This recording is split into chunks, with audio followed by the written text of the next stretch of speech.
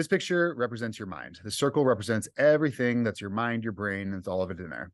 Now, your brain for this model can be thought of in two parts. You've got your conscious mind and your subconscious mind. Now, the conscious mind is about 0.1% of your computing power, which can process about 15 bits of information at a time, which is about, a phone number, a license plate, a sentence, a simple idea, which is why it's so easy for us. There's a reason that phone numbers and license plates are about 7 digits. It's about the amount of time the conscious mind can process at a single time. Right. Now, the subconscious mind, and this, we live most of the life. We live most of our lives up here in the conscious mind, which is where our thoughts, our stresses, our worries, all of it's up in here. Now, the subconscious mind is 99.9% of our mind power, and it can process 15 million bits of information at a time. And so what this is really saying is that the subconscious mind is 1,000,000 times more powerful than the conscious mind. And this is why you can be, for example, you can be in a crowded a movie theater or an amusement park or New York City, and you've got an infinite number, you've got so much information coming in, but your mind filters it out because it only focuses on what's relevant. But if somebody calls your name, it has you have your full attention, it grabs the attention of your conscious mind. So this is how this is running all the time. And then what happens is over a lifetime, the subconscious mind accumulates beliefs.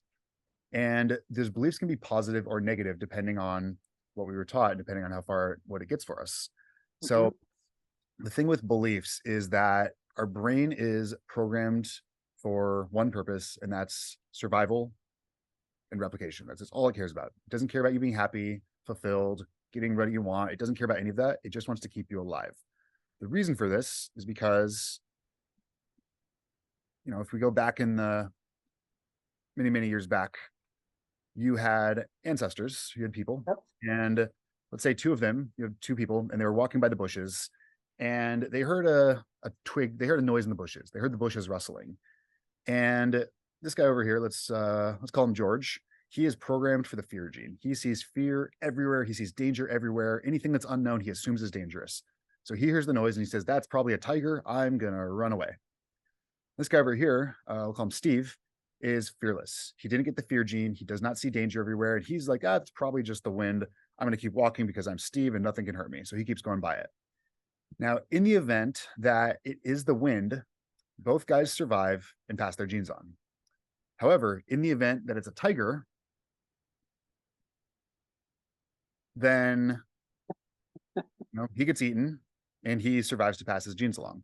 So over many, many millions of years, we have been naturally selected for fear, for anxiety, and for danger, which is why our brains default to the negative every time, right? Every time there's fear of the unknown, anytime there's uncertainty, we assume danger because it was actually a survival mechanism because it makes us less likely to get eaten by tigers.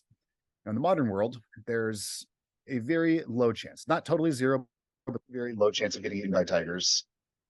And so this mechanism is still going though. So what happens is we accumulate these beliefs and I didn't get that. Sure. Could you try again? No. So what happens is we accumulate beliefs over a lifetime. And we get these from parents, from schools, from society, from experiences, from media, all sorts of stuff. We accumulate this collection of beliefs. Some of them can be negative, such as if I take this action, I'm going to fail, such as money is hard to make, such as I'm not good enough, such as, the list goes on, right? And these are what are commonly called limiting beliefs. And on the other side, right, we can get positive beliefs that if I work, I can be successful, that if I connect with people, then good things happen. We learn through experience. So over a lifetime, you just get this collection of beliefs. And what happens is because your brain's number one job is survival, over the big overarching belief through all these beliefs is that this collection of beliefs is good for survival because so far you have not died. You have lived this far. So your brain understands that this particular collection of beliefs is good for survival. So what happens is because it wants you to survive, it doesn't want to go in and change these because unknown, if we go and change these beliefs, now all of a sudden we've gotten rid of the fear that it gets you eaten by a tiger. So this accumulates over a lifetime, and this is running the show, right? 99.9% of your subconscious mind is running the show.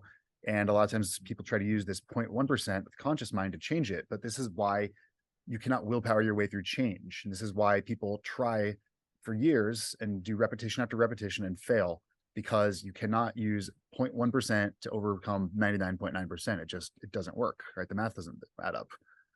So in this piece here in the middle, this line, this is called the critical faculty. Doesn't really matter what it's called, but it essentially acts as a filter. And what it does, its job, it has two jobs. One job is to make sure that these beliefs don't leak out, because if you were back in the day and we were in a tribe and you thought the leader was a jerk and you spoke out loud about that, you would get kicked out of the tribe or killed. So this is to keep you from letting these beliefs leak out and keep you alive. The other way, though, it works both ways, because it also wants to make sure that you can't just go in here and start changing these beliefs at will, because if you can all of a sudden turn off the fear and turn on confidence that you didn't have before, that's a threat to survival. So the filter's job is to make sure that you don't go in and muck up with these beliefs. So this is why we can try, somebody can consciously, I want to change, I want to make my trades, I want to do a little bit better in business, I want to stop eating the cheesecake, whatever it is. And even though the conscious mind is trying, there's a survival mechanism that's millions of years old that protects you from going in and changing these. So you can use willpower and you can use a ton of repetitions and effort to go in and change some of these at surface level. Through meditation, if you were to spend many, many years meditating and go live on a mountaintop and become a Buddhist monk, then you could learn to access deeper levels of these through meditation. But a lot of times, if you've meditated, you understand that you can kind of start to get down in here, but very, very commonly, it'll kick you back out. It does not want you to go deep in. The deeper you go, the less it wants you in there. Right. So what we do with hypnosis and why this is so effective is because hypnosis essentially opens up this filter and essentially tells the conscious mind here, just go take a walk, just go chill out for a little bit, go your own time out, go relax, and we'll be back. And it opens up this filter and now gives access to all of these beliefs in here. And so now now we just make a suggestion, right? And because you want to make a change, because there's some belief that you want to change that's not serving you, you're going to be very, very open to that suggestion, especially if you've been trying to consciously make this change already.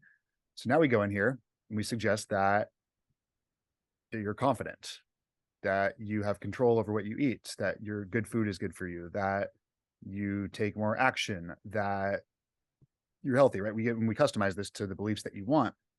Now we go in here, and because you want to make these changes, now we change these beliefs and then come out, wake up, open it back up. And now the conscious mind comes back in. And now, regardless of what the conscious mind says, these beliefs are playing. So these essentially run on autopilot.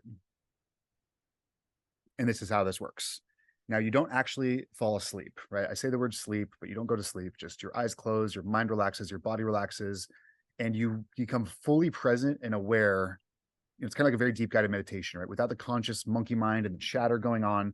Now you're just fully present. You're hyper aware. It's very deep. It's very calming. It's relaxing. It feels really good. You come out of it feeling good, feeling happy, feeling confident. It's a great feeling. But you're hyper aware, you remember everything, but then we go in and we just allow you to make the changes that you want to make. And that's how hypnosis works.